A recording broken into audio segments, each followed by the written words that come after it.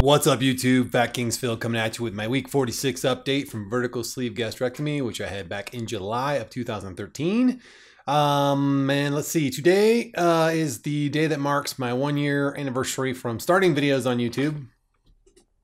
Don't know why that's important, but just thought I'd mention it because I know other folks have mentioned it in the past when they've hit that milestone. So there we are. Let's talk a little bit. Let's start with the numbers.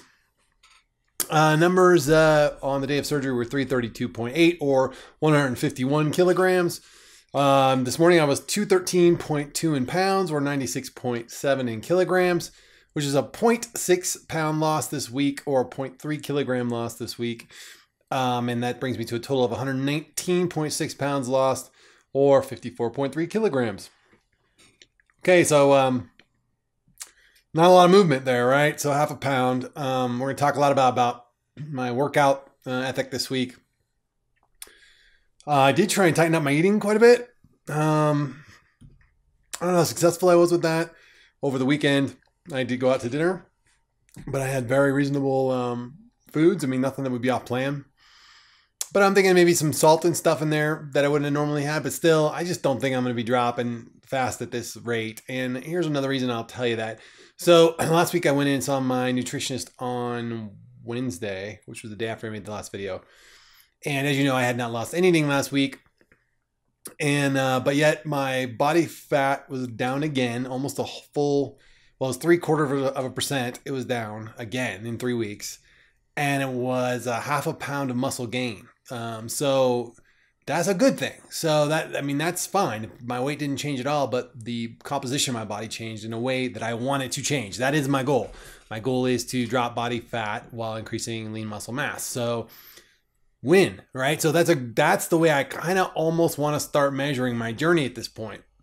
And I kind of was going to wait till I got to goal to start that kind of attitude. I also was going to kind of wait till goal to start doing heavy lifting at the gym. But I just feel like I can't wait anymore. I'm just feeling like I want to start building more muscle. So let's talk a little bit about the workout last week. So last week I had my normal routine. Actually, Monday was a holiday, so I did not do my normal day that day. But I went out and did something that damn day. I don't remember what it was. What was last? I don't know. Anyway, Tuesday I did kickboxing. Wednesday I did I didn't get to yoga class, so I did uphill walking on the treadmill. Thursday I did this new workout that my nutritionist gave me last Wednesday. It's called 10 to 1s, and basically you do 5 workouts, a set of 10. Then you rotate again, do set of 9, set of 8, set of 7, set of 6, 5. You see where this is going? You can go all the way down to 1, or you can just do 2 sets of 5. I tend to do 2 sets of 5, although this last time I didn't even get the second set of 5. I just ran out of time. So what am I doing with that? Triceps, biceps, press, pull-ups, and what was the 5th one? Oh, squats. so pretty big ones. On the pull-up machine, though, I'm using negative 90 pounds on my body weight. So that I can get the reps in. For the tricep cable pull downs, I'm using 100 pounds. So that's about 50 pounds per arm. For biceps, I'm using 25 pound free weights to curl. For the press, I'm using 135 on the bar. Well, 135 total with the bar for presses. And then for squats, I'm using 135 as well. So that's obviously more than I've lost. So that's like doing squats with my old body weight plus some. So I do that set of 10, set of 9, set of 8, set of 7, etc. That was a brutal workout, and I loved every second of it. I really felt like I was pushing myself. I really felt like it was a challenge. So yeah, that was a win. And then Friday I went in the gym to do my interval training, and there was no class. So I'm like, what's up with that?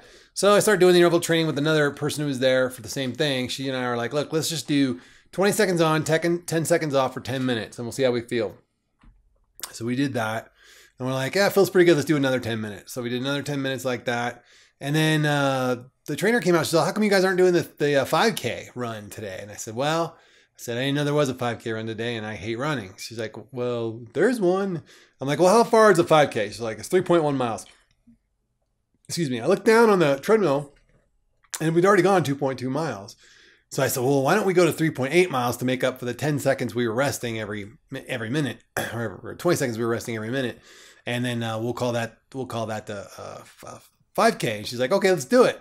So we ratcheted up the speed on the treadmill up to 7 because we wanted to have a decent time, and we started running. And we ran another 10 minutes or so, probably a little over 10 minutes, and we made it. So those 2 workouts were so brutal that the veins in my head were sticking out like road maps on both sides here for like 2 days afterwards. And I really was a little bit concerned that night because they were really pronounced, and I was a little freaked out about it. But we did it. So I hate running still. There's no doubt about it. I still hate it.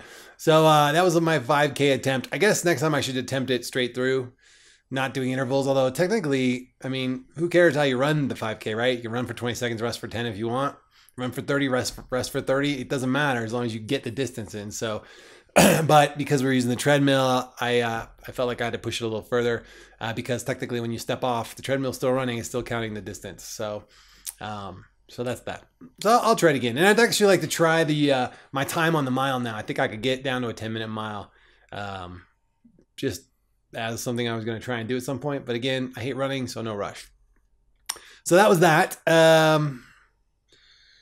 What the heck happened? Then over the weekend, we went out and did a bunch of stuff. On Saturday, my wife, my daughter, and I did some running around. We went over to Bass Pro Shops, and we got into kayaks over there, which you guys know I kind of got the kayak bug. And so we got to paddle around in the kayaks in their little pond out in front of Bass Pro, which is kind of cool. And a very smart selling point on their behalf, by the way.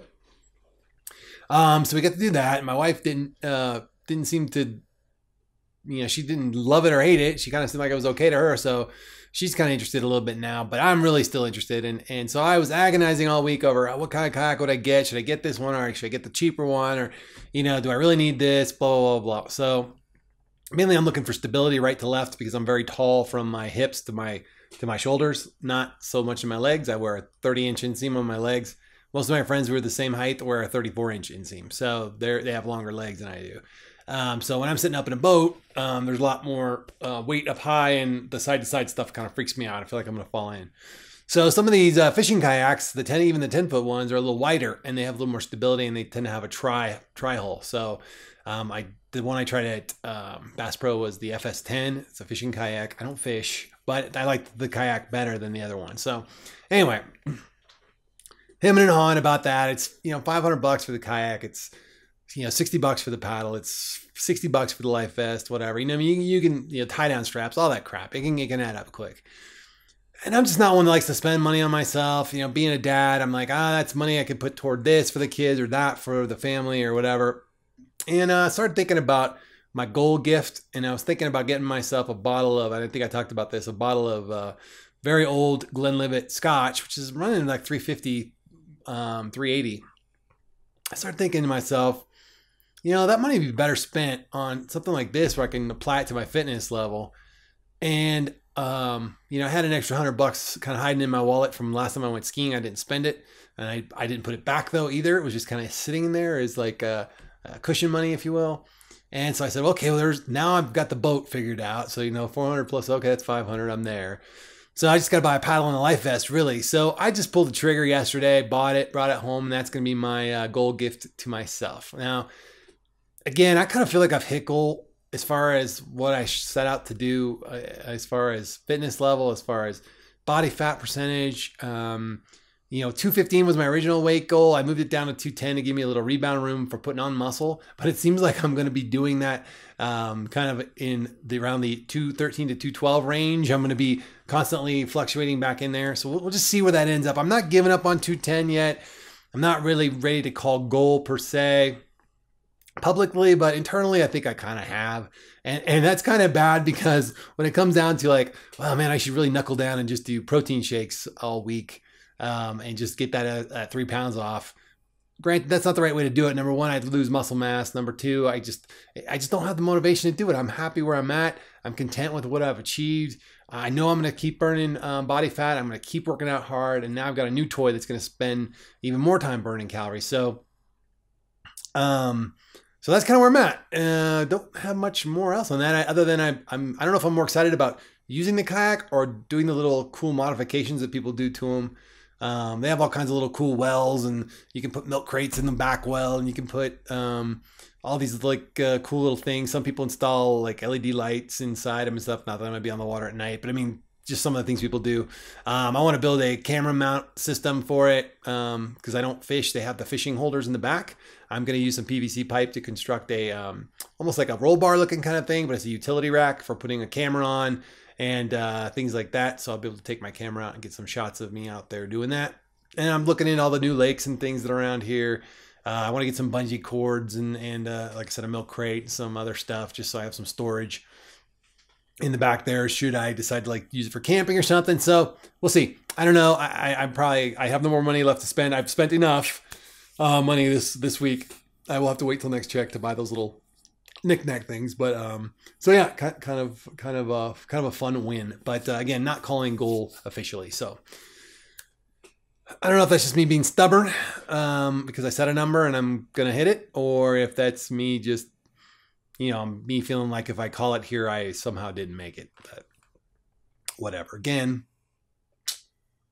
we'll see. If I get down to 17% body fat and I'm still at 213, we're going to call goal. That's all there is to it. Because anything below that is starting to get down towards the lower half of ideal, moving toward lean, which I can't imagine. Speaking of lean, let's talk about that. So my hands, my forearms, my knees, my calves, feet, even my head feels too lean to me in a lot of places. The veins sticking out in my temple the other day kind of freaked me out. If I get a little dehydrated, there's a spot in my arm where a vein sticks out. It's just kind of weird for me. I'm really struggling with that. My 34 waist, everything fits perfect. It's a little tiny bit loose, not too snug. I can choke the belt down. The belt is actually down on the belt hole I couldn't get before. So I think that's fine right there. I mean, I'm pretty happy with everything right now. There's a little play in the belt. I can get my hand between the belt and my waist even.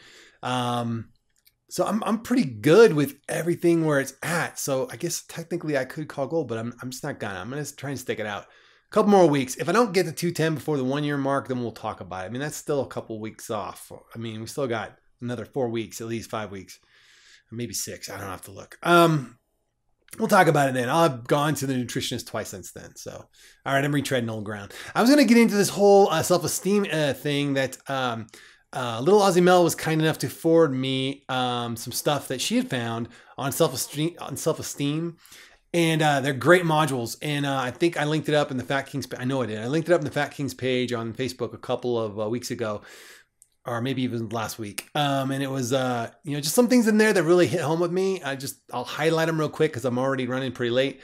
But judgments made about ourselves are opinions, not facts. So think about that when you're talking negatively about yourself. There's a whole bunch more in there that you can really take that concept and really work with it to change your internal dialogue and stuff. And but the point is that once you make those judgments, you look for ways to reinforce them in your belief system. So, and I'm notorious for this, and I didn't even realize it. I didn't realize it was a self-esteem problem, but when I do something well, I kind of play it down. It's like, oh yeah, whatever. That's what you're supposed to do, and to where when I screw up, I beat myself up pretty well, right? So, the more I read this module, the more I was like, holy shit, I have a self-esteem issue. Not necessarily that I have taken the very most positive ways of looking at my self-esteem issues and implementing those into positive ways. But in doing that, maybe I've restricted my behavior in ways that keep me from changing my beliefs about myself. So I create these rules about, I must always do this. I must always be this way. I must always try harder than a normie. I must never, show signs of weakness, whatever. I'm not saying that's one of them, but when you set those kinds of strict rules and things go well, you're like, oh, look, see, my rule system works. But when it doesn't, it can be equally detrimental, and it can actually, you can end up reinforcing negative beliefs about yourself by using these positive mechanics. So crazy stuff. Go read it. I'm not doing it justice at all. And there was also another one there on body image, which I think I'm going to go after because I think I'll forward this over to Gastric Tiger because he's having the same problem. I never saw myself as big as I was, but I don't see myself as small as I am now either. So I think I've got a body image issue there. I think TJ and I have talked about this before. So I'm gonna throw that module his way as well.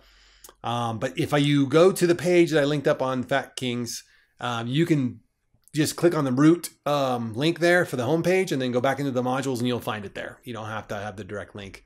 If I can find it, I'll plug it in here, but I've already downloaded all the PDFs and I'm just reading them on my laptop whenever I get to them. So another thing I want you guys to think about when you're beating yourselves up, this is something that I've been trying to play in, and this was not in those modules, was would you say that to a 5-year-old? In other words, the things you say to yourself, would you turn to a 5-year-old kid and say that to them if they screwed up or didn't meet some thing that expectation you'd set?